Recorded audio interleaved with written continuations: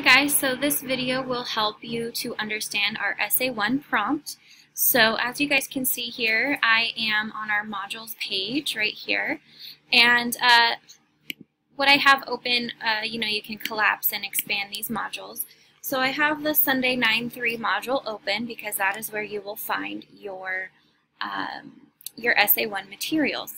So first, you can go ahead and click on the tasks list. And as you guys probably already know, all of these are links, okay? So if you wanted to, for example, click on the prompt, you can click on it and it will open as a PDF in full screen.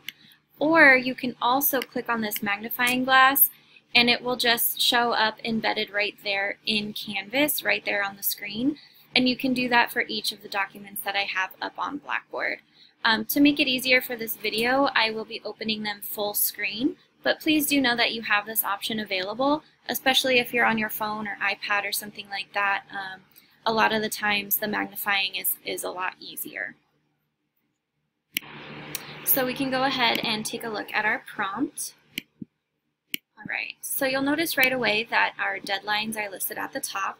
Okay, you have your Adichie discussion assignment due, then the rhetorical analysis discussion, the rough draft, and the final draft. And towards the end of the video, I will show you where each of those assignments are. Okay, so we can go ahead and take a look here. In preparation for this project, you will view Chiminata Adichie's The Danger of a Single Story. The TED Talk episode discusses stereotypes and their incomplete nature, and how having a single story of a person, place, or culture robs people of their dignity. Your goal is to construct a rhetorical analysis of Adichie's arguments. To do this, you need to write an account of her argument. An account is not the same as a summary, although you will need to do some summary. Your paper should first explain how Adichie's use of specific kinds of evidence supports the argument, and how the argument is constructed in order to evaluate how well the author convinces her intended audience. Keep in mind you are not agreeing or disagreeing with the argument, only analyzing it.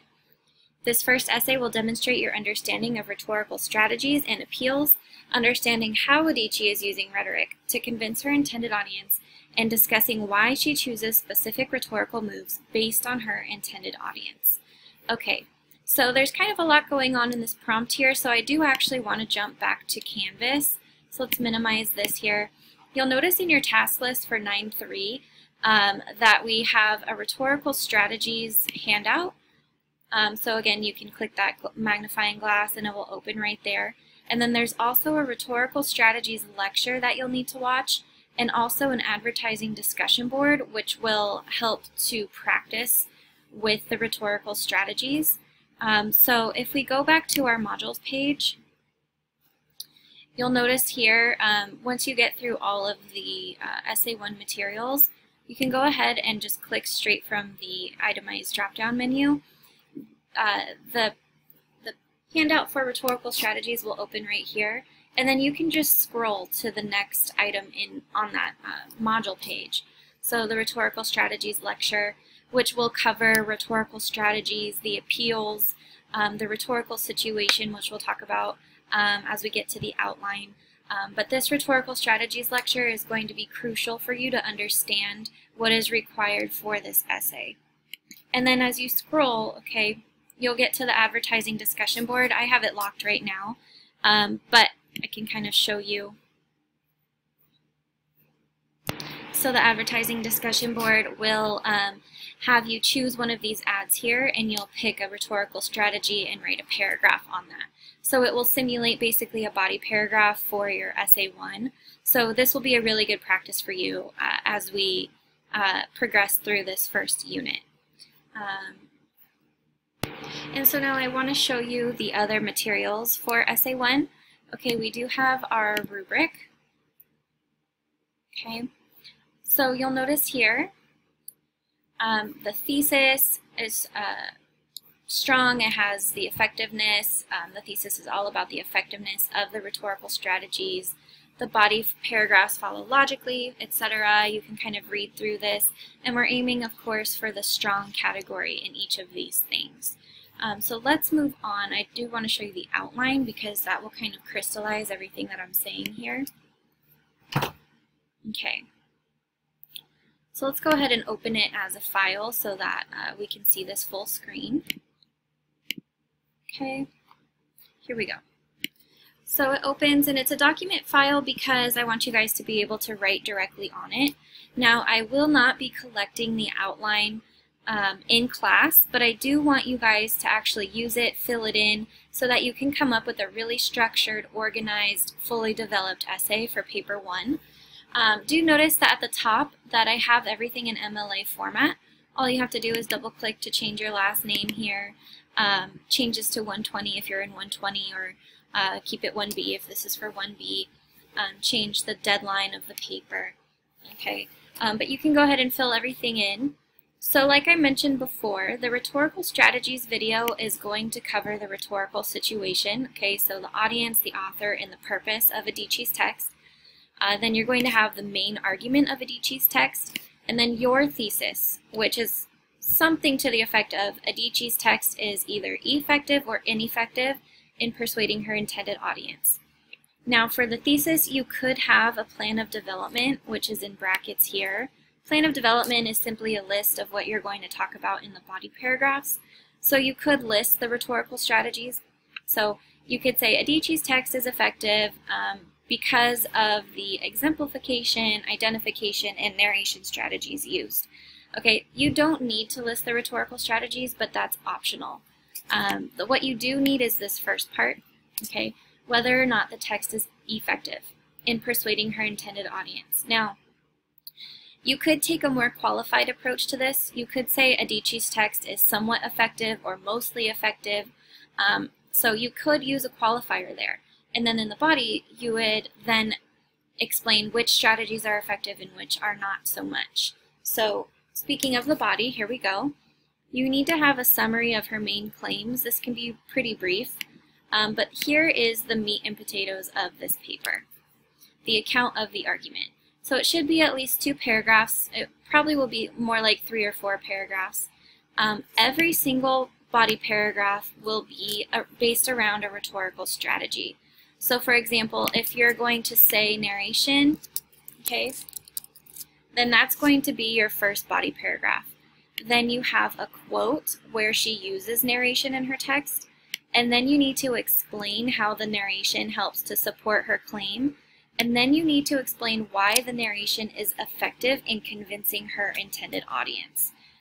So there's kind of quite a bit to do for each body paragraph, but once you have all of that information, you basically just repeat the same thing for every body paragraph, but every body paragraph will be a different strategy. Now, one caveat here, if you're going to use, say you want to use ethos, pathos, or logos, okay, you need to pair it with something else from the rhetorical strategy lecture, because ethos, pathos, and logos are very, very, very vague and broad. So, for example, you can say that the narration appeals to pathos, or the identification appeals to pathos, but pathos is very broad. There's always going to be another rhetorical strategy that's helping to appeal to the audience's emotions, or pathos. So that's what I ask if you do use an appeal. And then if in your conclusion you want to explain the significance of Adichie's argument, and that is basically the outline for essay 1.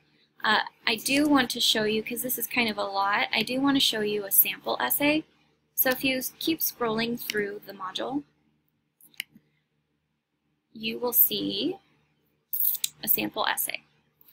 Okay, so this is on the same exact prompt, but it's on a different text. Okay, so this student is writing on Miles Traveled, Miles to Go by Erin Kaplan. So we can take a look at her introduction here. She has a good amount of context, okay?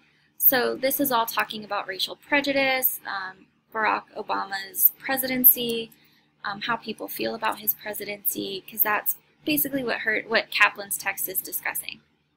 Okay, and then she goes on to introduce Kaplan's text, Kaplan's audience, and then the student has her thesis. And to kind of make this even clearer, the next document in this module is the same student sample, but I have annotated it, okay? So like I mentioned here, she has a hook, and then she introduces the author's text and argument, and then she identifies the audience of Kaplan's audience, excuse me, which she says consisting of her frequent readers and chance readers of her essay collection. Those are Kaplan's audience members. And then she uses the somewhat effective qualified thesis, which is totally fine, depending on a reader's affinity towards various rhetorical strategies. So notice here she doesn't explicitly state what strategies she's going to talk about. Okay, but that's fine. So then, this is the account of the claims, so I'll let you guys just look at that. But what I really want to show you is this first body paragraph. So the structure here perfectly mirrors the outline. So let's see if we can get these both up here. Okay. So you'll notice here, Kaplan's essay is colorful with vivid and emotional narrations. Here she is identifying the strategy. So right in the topic sentence, she's identifying the strategy. Most often, these narrations serve to evoke an emotion stemming from experience shared between reader and author. There's the purpose of the strategy, and then she has a quote right here of the narration.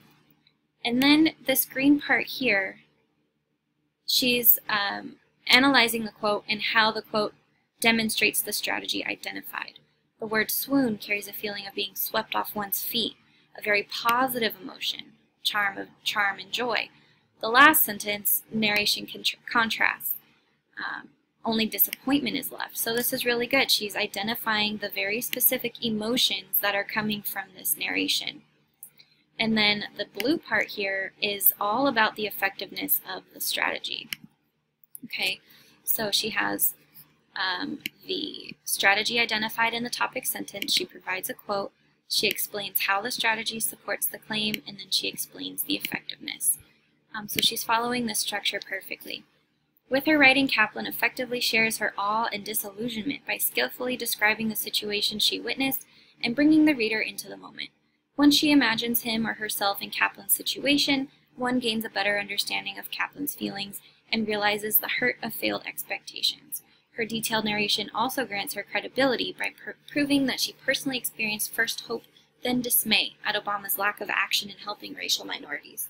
So that is really well written. She's very clearly and thoroughly articulating why the narration and the emotional appeal is convincing Kaplan's audience. So you can kind of take a look even closer at this sample. You can read through the rest of it. It is very well done.